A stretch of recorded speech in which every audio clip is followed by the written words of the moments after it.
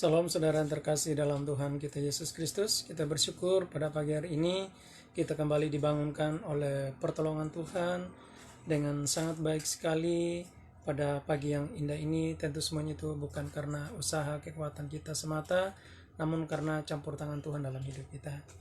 Dan sebagai orang yang beriman di dalam Kristus Yesus, sebagai orang yang percaya, tentunya yang menjadi dasar dari segala aktivitas kita sepanjang hari ini adalah kebenaran firman Tuhan, bahwa kita adalah orang-orang yang telah berada di dalam Kristus Yesus, dan tentunya apa menjadi cermin kita, itulah yang kita akan selalu dan senantiasa menjadikan pedoman untuk memperhatikan sesakna mungkin akan kehidupan kita, dalam tutur kata kita, perilaku kita, perbuatan kita, dan lain sebagainya di sepanjang hari yang Tuhan masih anugerahkan, yang Tuhan masih percayakan kepada hari ini.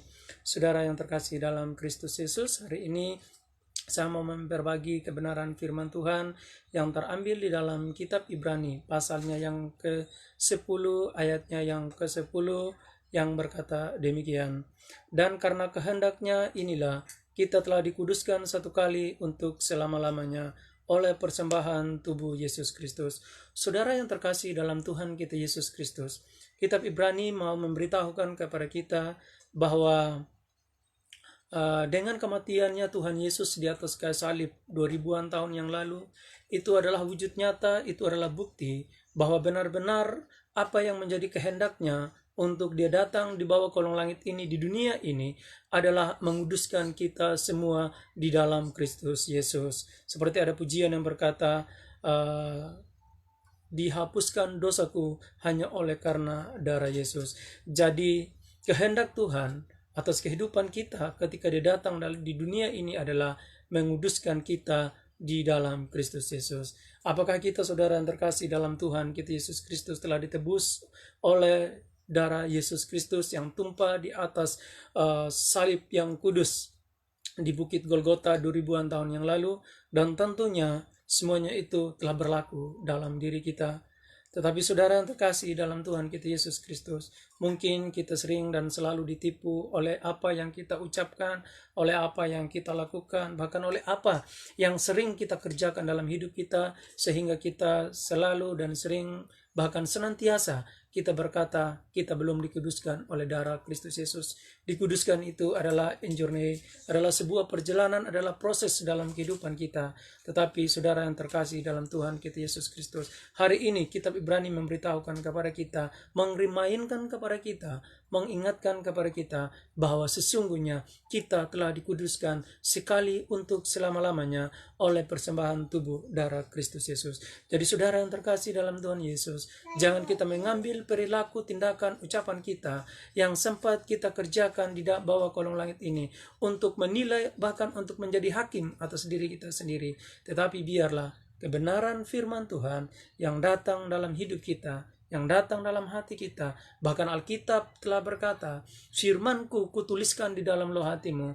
Itulah yang menjadi dasar, itulah yang menjadi pedoman di dalam kehidupan kita. Kita harus terus melihat apa yang Tuhan kerjakan, apa yang Tuhan katakan atas kehidupan kita. Bahwa dia telah berkata, aku telah menguduskan kamu.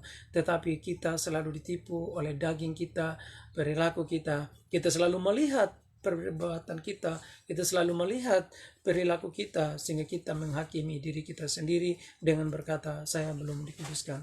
Jadi saudara yang terkasih dalam Tuhan kita Yesus Kristus, sebenarnya dengan kematian Tuhan kita Yesus Kristus di atas kayu salib, itu menguduskan kita sekali untuk selama-lamanya. Karena itulah yang menjadi kehendaknya Tuhan. Kehendaknya adalah menguduskan kita.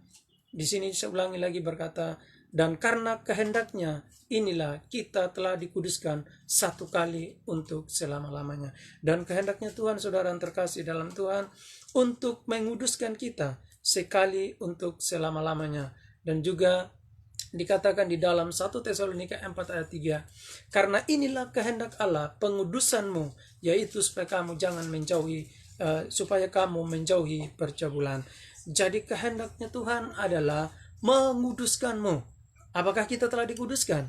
Hanya dengan satu cara kita dikuduskan, bukan dengan apapun yang kita kerjakan di bawah kolong langit ini untuk kita mendapatkan pengudusan daripada Kristus Yesus, tetapi dengan darahnya yang tumpah di atas kayu salib itu menguduskan kita sekali untuk selama-lamanya. Pujian berkata, dihapuskan dosaku hanya oleh darah Yesus. Oh, darah Tuhanku, sumber pembasuhku, sucilah hidupku hanya oleh darah Yesus. Hanya oleh darah Yesus. Tidak ada campur satu apapun yang menjadi perilaku kita, tindakan kita, entah apapun itu, termasuk melayani Dia, tidak akan pernah membawa kita dalam pengudusannya, dalam kehendaknya. Karena kehendak Tuhan hanya satu, menguduskan kita di dalam Kristus Yesus. Oleh karena itu, saudara yang terkasih dalam Kristus Yesus, kita sudah ada di dalam Kristus Yesus, dan kita telah dikuduskan. Dan tidak terlalu berlebihan kebenaran firman Tuhan berkata di dalam Roma pasalnya yang ke-8 ayat 1 berkata, demikianlah sekarang tidak ada penghukuman lagi bagi mereka yang ada di dalam Kristus Yesus. Yang menjadi remind kita hari ini, pertanyaan kita pada hari ini, apakah saya sudah ada di dalam Kristus Yesus atau saya masih berada di luar Kristus Yesus? Di luar Kristus Yesus, Alkitab berkata tidak ada keselamatan. Keselamatan jiwa kita hanya ada di dalam Kristus Yesus. Dari saudaraku yang terkasih dalam Tuhan kita Yesus Kristus, terutama kita sebagai umat-umat yang sudah berada dalam Kristus Yesus, jangan kita mengambil perilaku kita setiap hari, yang baik maupun yang jahat. Jangan kita mengambil semuanya itu lalu kita menilai diri kita sendiri. Karena banyak sekali kita sering lupa akan kebenaran firman Tuhan, bahwa sesungguhnya kita ini adalah pohon yang jahat dan hanya Kristus Yesus sajalah yang adalah pohon yang baik. Jadi segala sesuatu, apapun yang sempat manusia lakukan, Alkitab berkata dalam kitab Yesaya sana, segala kejujuranmu, segala kesalehanmu, segala kebaikanmu, segala yang terindah yang kamu lakukan, jikalau kita membawa itu sebagai persembahan ke hadapan Tuhan, Alkitab berkata, memberitahukan kepada kita bahwa itu adalah kain kotor, bahwa itu adalah tidak ada artinya. Teringat akan kisahnya Kain. Tuhan tidak mengindahkan persembahannya Kain, tetapi Allah mengindahkan persembahannya Habel. Nah, saudara yang terkasih dalam Tuhan, kenapa sampai Tuhan juga tidak mengindahkan persembahannya Kain? Karena apa? Tuhan telah mengutuk tanah itu, lalu di situ adalah gambaran tanah. Kita diambil dari debu tanah, lalu Tuhan membentuk kita, menjadikan kita manusia, lalu Tuhan menghembuskan napas. Tetapi saudara yang terkasih dalam Tuhan, oleh karena pelanggaran, oleh karena Adam dan Hawa membuang perkataannya Tuhan di Taman Eden sana, lalu mengambil perkataan iblis, lalu mau melakukan apa yang menjadi perkataan iblis. Di sana Tuhan menghukum manusia atau mengusir manusia dari Taman Eden. Tapi saudara yang terkasih dalam Tuhan, bahwa Kain persembahannya tidak disenangi